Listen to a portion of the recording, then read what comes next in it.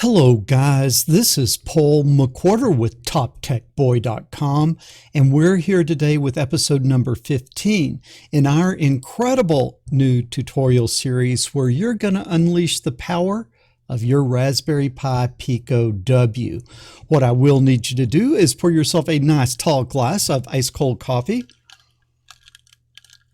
That would be straight up black coffee poured over ice, no sugar, no sweeteners, none needed. And as you're pouring your coffee, as always, I want to give a shout out to our friends over at Sunfounder. Sunfounder is actually sponsoring this most excellent series of video lessons. And in this class, we are using the Sunfounder Kepler kit for Raspberry Pi Pico W. Now, most of you guys probably already have your gear, but if you don't, look down in the description. There is a link over to Amazon. You can hop on over there and pick up your kit. But enough of this shameless self-promotion. Let's jump in and talk about what I am going to teach you today. And what I'm going to teach you is I'm going to teach you how to use for loops in Micropython on the Raspberry Pi Pico W. Now, we've already done a little bit of looping in that the programs that we have written so far, we've created a while loop where we just say while true, and that just sits in loops forever. So whatever code we put in there, it will continue to repeat it. But sometimes you don't want to just loop forever. You want a little more control over your loop. And in that case, many times it works very well to use a for loop. And so that is what we are going to look at today. And so let's come over here and let me see if I can get a view here of all the appropriate hardware. And that looks pretty good. I think I need to pull this in just a little bit. We must have perfect alignment in our windows so you can see everything properly. So what you can see here is I have my Raspberry Pi Pico W. I have it hooked up to the PC, and then over on the PC side, I have Bonnie running over my shoulder.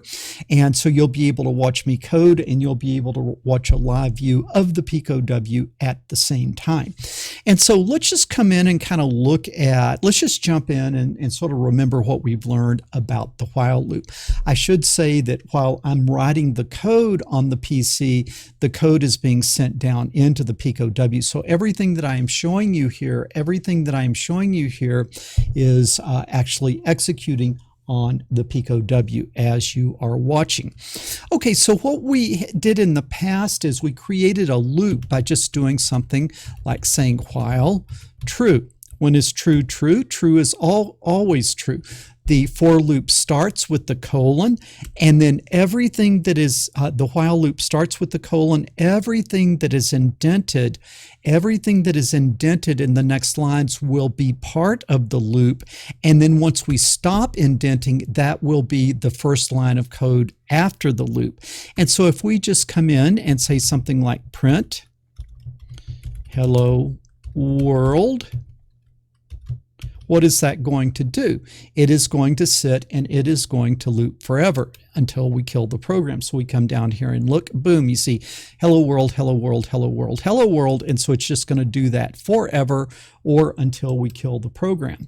Well, we could do something a little bit different. We could come in and just say, let's say that x is equal to 1. And then here, let's come down and let's print the value of x. And we can come in and we can say, x is equal to, and then we put a comma, and then we print the variable x. And now if we come in and run this, what it's going to do is it's going to print 1, 1, 1, 1, 1, 1. Why? Because we never changed x. So we can come in, and after print that, we can come in and say x is equal to x plus 1. Now what is it going to do? It's going to count, right? So we come in and it counts really fast. We're already up to 1,000, 2,000. So you can see it's counting really, really fast. But we have created a counter by putting an incrementing count variable x inside of an infinite while loop.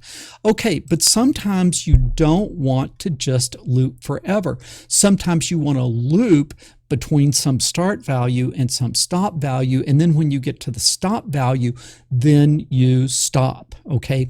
And in that case, maybe what is better than a while loop is a for loop. And so let me show you how that works. So what a for loop says is for, Okay, so I'm going to say 4, and it is lowercase f. Okay, 4, and let's just say I will be my index for I in range, and let's just say 13. Let's just say that we just said 13, and now let's say print I, and I'll make it a little nicer. I'll say I is equal,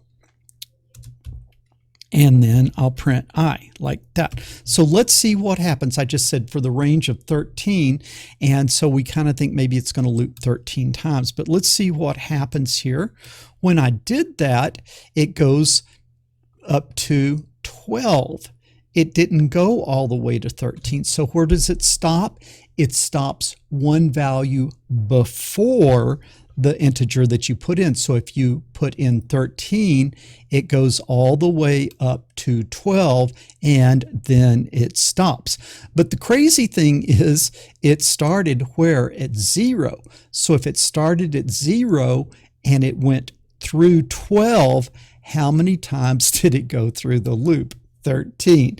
So it seems like in some crazy way they were anticipating that counting started at 0, and so if you were going to loop 13 times you would want to stop at 12. I find it a little bit confusing, but that's the way it does it. Okay, so if we came in and changed that to 5 and then ran it, what we would come in, if we just ran it here, we would go 0, 1, 2, 3, 4 as expected. Now what you can also do is you can come in and kind of give it a start value, a stop value, and an increment. So let's go from 1, and if we want to go up to 10, we would need to put this at what? 11, and then I want to increment 1, a value of 1 each time through the loop. And so let's come in, let's run that. So it starts at 1 and it goes 1, 2, 3, 4, 5, 6, 7, 8, 9, 10, and it's incrementing in steps of 1, and then it took the last number before 11, which was 10, and so it behaved pretty much like we were expecting. We can also count by different numbers. Let's just say that I want to go from 5 to 50, but since I want to go through 50, I'll make it 51. I want to increment in steps of 5, and now what is this going to do? You guys tell me what this is going to do. Okay, it counts by 5s from 5 to through 50 in steps of 5, 5, 10, 15, 20, 25, 30, and so forth. Okay, so we're counting with being able to specify the value we start at, the value we stop at, and what increment we want. And remember that we stop at the value one before what we put in here. And if you just remember that, for loops will go pretty well for you. They'll go pretty easily for you.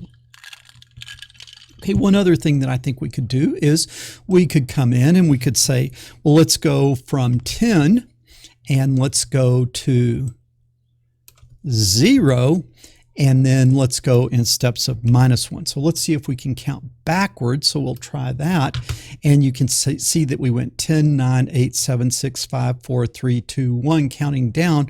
Well, if we wanted to go to 0, I think we would have to go to -1. So if we wanted to count down to 0, we would probably need to make that -1, and that works. 10, 9, 8, 7, 6, 5, 4, 3, 2, 1, 0.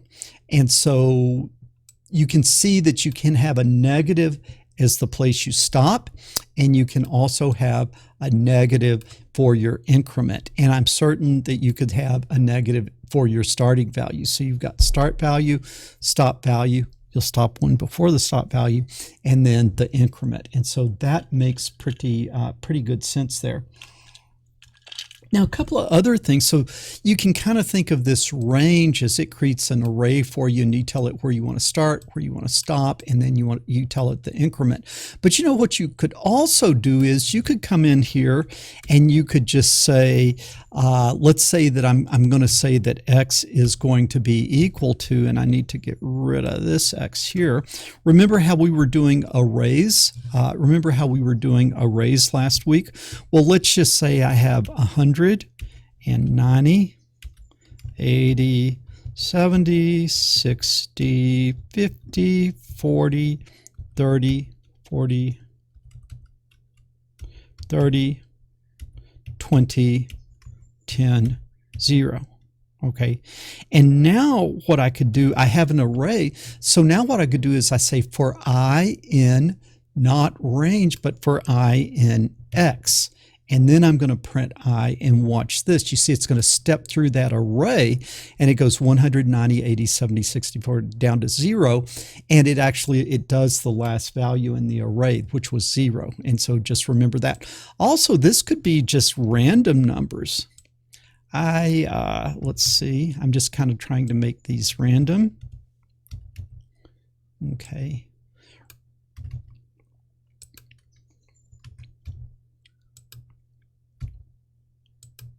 Okay, so these have no regular spacing. They're just kind of random numbers, and we can still step through them. Okay, we can still step through them.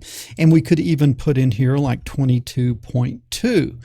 And so if we want to step through on floating point numbers, you cannot use the range function, but you could create an array like this. You could create an array like this, and then you could step through those. I am almost certain. So let's see. Yep, you see we can step through even floating point numbers when we do it that way. So that is pretty cool. Well, what else could we do? We don't have to do only numbers. We could also do fruits. Okay, and so I'm going to say fruits is equal to the string apple. Notice I'm making it the string apple with the quotes. Go back and watch last week's lesson if you don't understand that. Apple, oranges, banana. I think I better go with the singular fruit. Apple, orange, banana, like that. Apple, orange, banana. What else have we got here? Let's say cherry. And then let's throw in a tropical fruit, mango. One of my favorites, the mango. Okay. And so now I have created an array of fruits. And the fruits is plural because it's the array. And now I could step through fruit in fruits.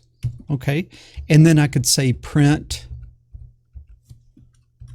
your fruit is, and let's see what happens here.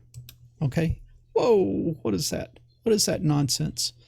Okay, I isn't defined. Oh, yeah. So I would here, I'm stepping through on fruit singular, so I would print fruit singular like that. Okay, so now let's run it.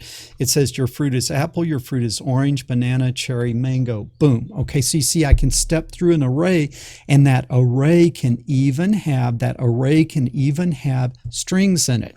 Now what I want to show you is there's nothing magic about calling this fruit. I could call it I, the index, let's say, and then I could print I, and then I could run it, and then it still works the same. But I like to, a lot of times when we call functions, like let's say that we call a function that does some calculation or does something, it will return a group of values to us. Like let's say it returns all the locations of something in an image that it found. It will return detections, plural, or results, plural.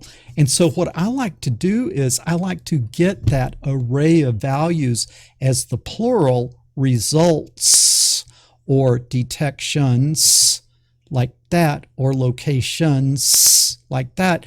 And then I like to step through them using the index of the singular. So like for fruit in fruits, your fruit is fruit singular, and then we can run that, and there it is. Your fruit is apple, orange, banana, cherry, mango. Does that make sense? I hope it does, because that'll come up later where we will be given an array of results, and then we can step through the individual result in that group of results using this method that I've just shown you here. So I think that's pretty useful.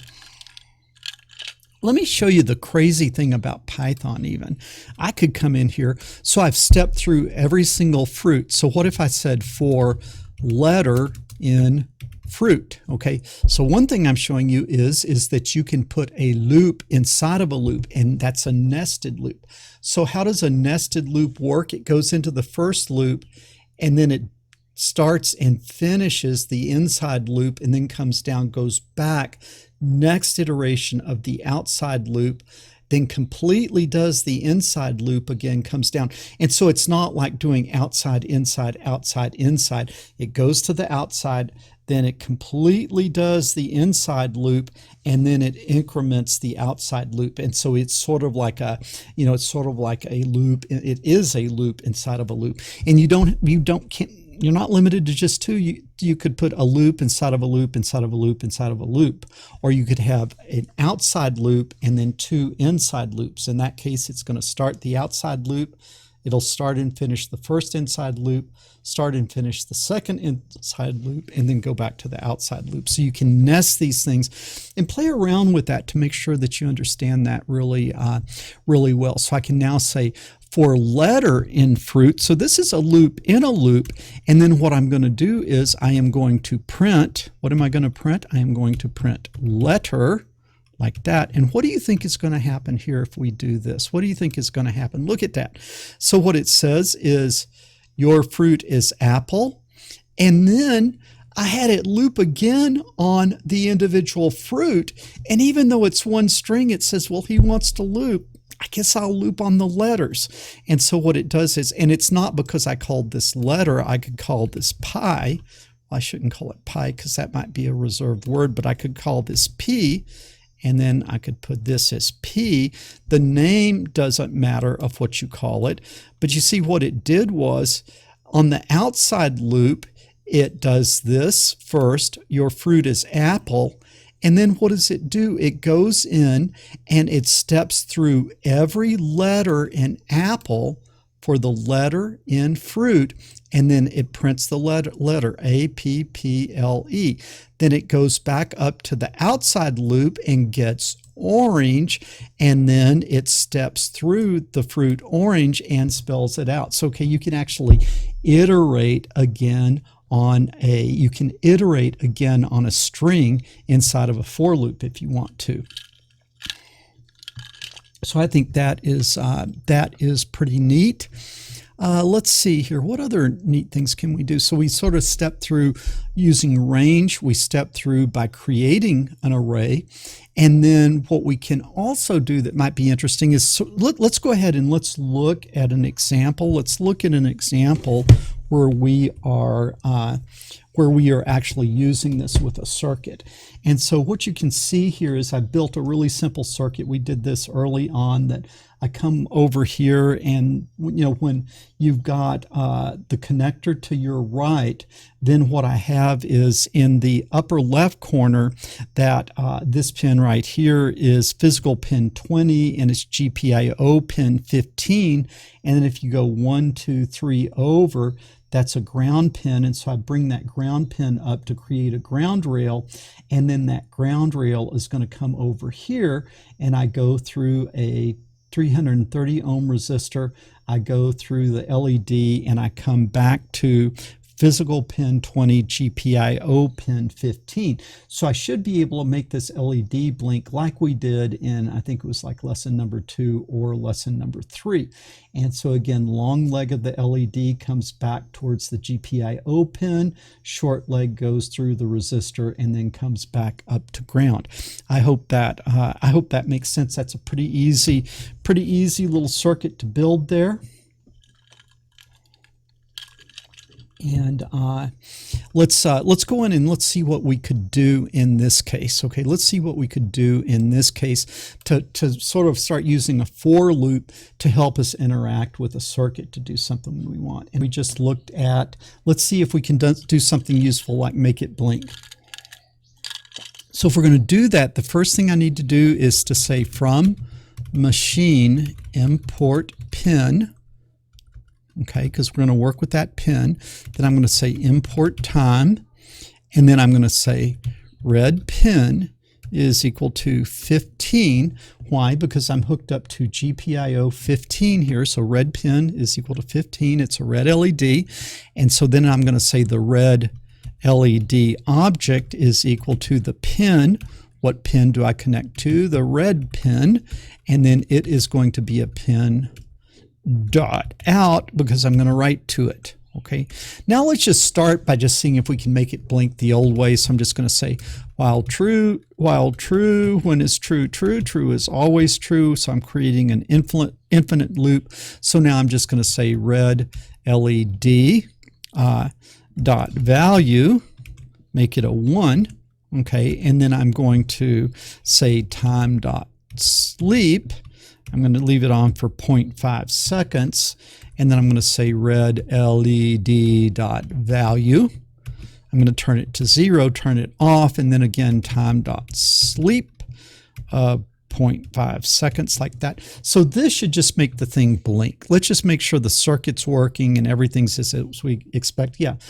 So what you can see is on for half a second, off for half a second, and this will blink forever until the universe collapses in on itself, or I hit stop, whichever comes first. So I will hit stop. And so that's just saying that yes, we can blink the LED. But you don't always want to just blink it infinitely. Sometimes you might want to control how many times it blinks, and you would want to get that from the user.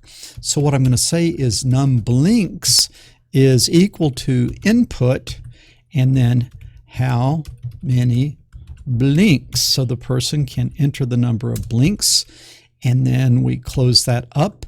And then what I can do is a for loop. So I can say for blink in range, for blink in range, and then where do I want to start? I want to start at 0, and then where do I want to go through? Num blinks, not num blinks minus 1 because, or not num blinks plus 1 because I'm starting at 0, if that makes sense. All right, and so we're going to increment each time by 1 blink.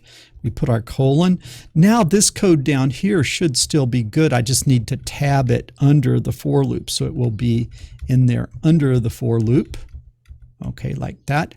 And then let's see, one more. Okay, and again, I'll leave it in the while loop. So it'll say, how many blinks do you want? I'll say 4. It'll blink 4 times, and it'll say, how many blinks do you want? So we have a loop inside of a loop, as we talked about earlier. All right, so we're going to come in, we're going to run this thing, and then it says, how many blinks do you want? I am going to say 5, and then boom, it crashes. Okay, why does it crash? Why didn't it like this? Most recent call, unsupported types for underscore IT. I don't know. Did I not read that in there? Let me come up here and let me say print, and I'm going to print num blinks. That's how many times I want to blink. So I'm going to come up, I'm going to run it. How many blinks? 5. And look, it prints out the 5. So it knows that num blink is 5, but it won't go into this for loop.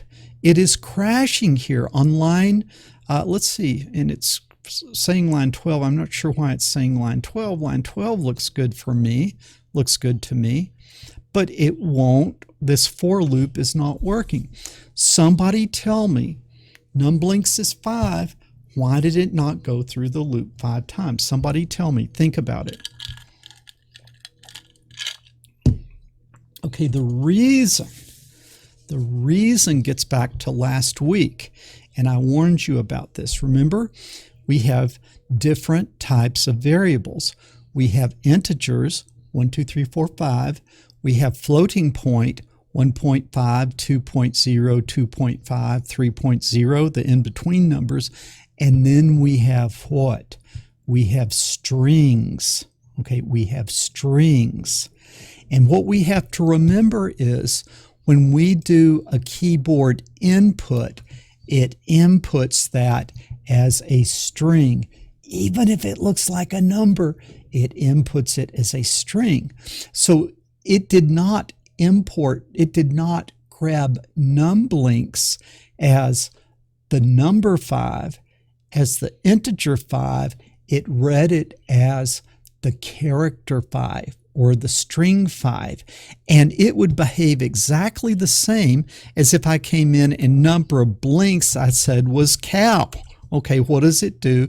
It crashes. Why? Because it didn't ask for animals, it asked for a number, and it got a string. And that is exactly what is happening here, if I say how many blinks 5 and it crashes, why? Because it wanted a number and it got a string. It wanted an int and it got a string. And so how do we fix that? Well, we just remember when we do input, we need to be deliberate to consider the types of variables. And so I'm going to force it to be an int. So I'm going to say numblinks is the input changed into an int. And so still, it's going to read it right here as a string, but then this is going to turn it into an int, and now by the time I get here, it is an int. So let's try this. I'm going to run it. How many blinks? I'm going to say 5, and we go 1, 2, 3, 4, 5. Giddy up, giddy up. I was counting a little carefully because there's this crazy business of stopping one before you get there, but I started at 0. I went to numblinks. It'll stop one before numblinks, but it'll be numblinks because I started counting at 0. Stop and think about that. Let's say 10, and we should see here 1, 2, 3, 4, 5, 6, 7, 8, 9, 10. Boom. Look at that. Okay. So now I want you to see, we've learned a lot, guys, already. We've learned how to read analog values using the GPIO pins. We've learned how to digital write using the GPIO pins. We've learned how to simulate analog. We've learned how to simulate analog signals using PWM, and now we can get input from the user and we can use that in determining how the program executes. Now before, mostly we were getting input from the user through a potentiometer or something like that, but now we're getting it from the keyboard, and then we're using for loops to control how the circuit is working. And so the for loops are really, really very useful. Now I will say you could, I'll go ahead and show that. You can do something like this with a while loop as well. And so what I could do here is I could come in here and I could say while, instead of while true, it would loop forever. I could say while while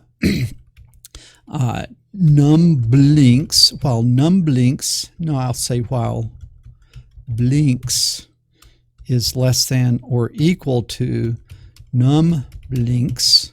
Okay, and then what I will do is up here at the very top, I will say that blinks is equal to 1, and so we'll always start with the first blink. Okay, and then I'm going to say while blinks is less than or equal to numblinks, and then what do I need to do each time through here? I need to say blinks is equal to blinks plus 1.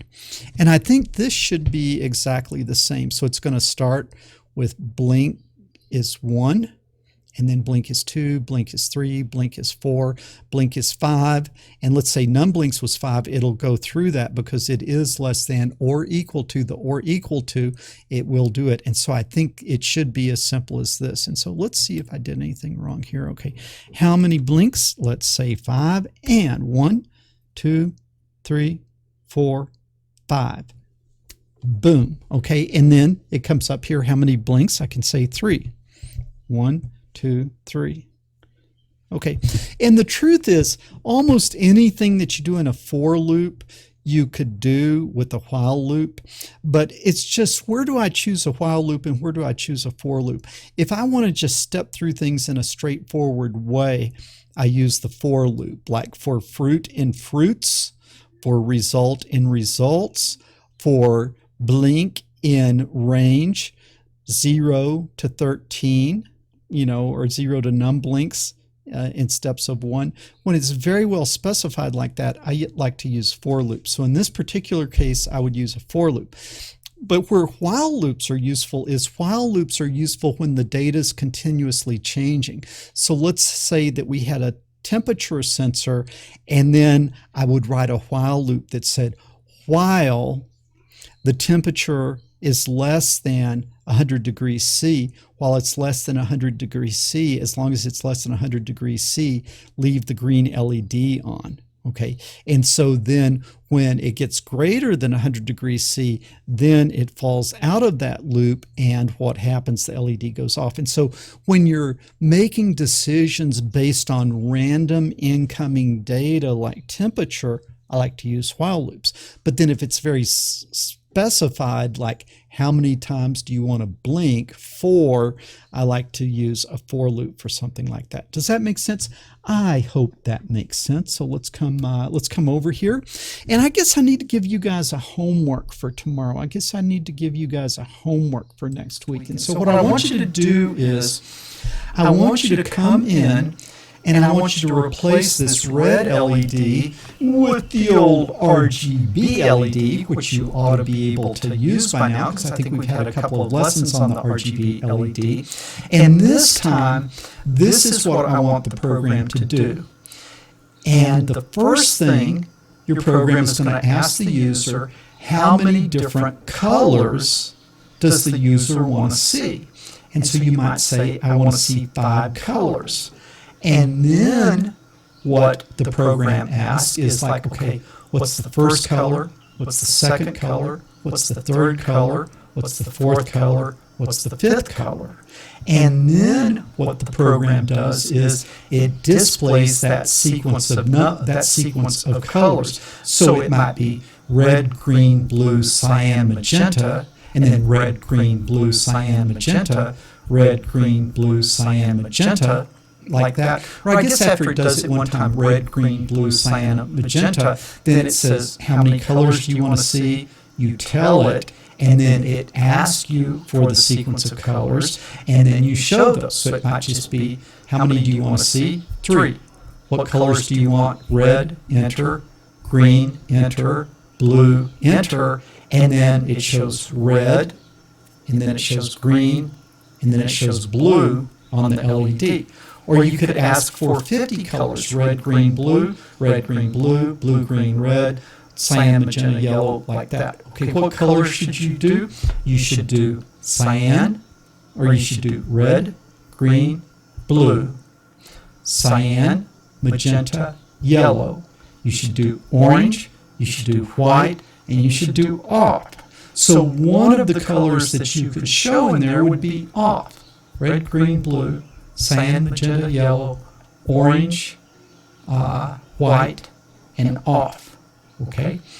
And you would create a sequence. Does that make sense? I hope it makes sense, because this is going to make you think. This is not a hard homework, but it makes you really think about how you're going to use the things that you learned today about for loops. And some of you guys, I know some of you guys are going to make this like really complicated, and you're not going to necessarily, so you want to not just get it to work, you want to try to come up with sort of a, what you would say is a fairly straightforward, fairly logical solution, not something that's terribly complicated. Okay? I hope this makes sense. So I really hope you guys are enjoying taking these classes as much as I am making them. I always like to show you guys every once in a while Studio Cam here. I actually have the Studio Cam working pretty well. I show you that to show you that I'm trying as best I can to keep my studio pretty neat and clean. I also have a front cam here where you can look out and see what's in front of my house. Those of you who watch my live streams saw us playing around with these cameras, but always my favorite is the old river cam. Okay, guys, I hope that little thing has been there, the whole thing that bothers me. It shouldn't have been showing. But I hope you guys are having as much fun taking these classes as I am making them. If you enjoyed the class, be sure to give us a thumbs up. Also, if you haven't already, subscribe to the channel, and that way when new videos are released, new classes are released, you'll get a notification on them. And if you leave a comment down below, that helps me with the old YouTube juice. YouTube will show this to more people if I'm getting more interaction with my viewers. And then, as always, share this video with other people, because the world needs more people coding and doing engineering, and fewer people sitting around watching silly cat videos. Paul McWhorter with TopTechBoy.com. I will talk to you guys later.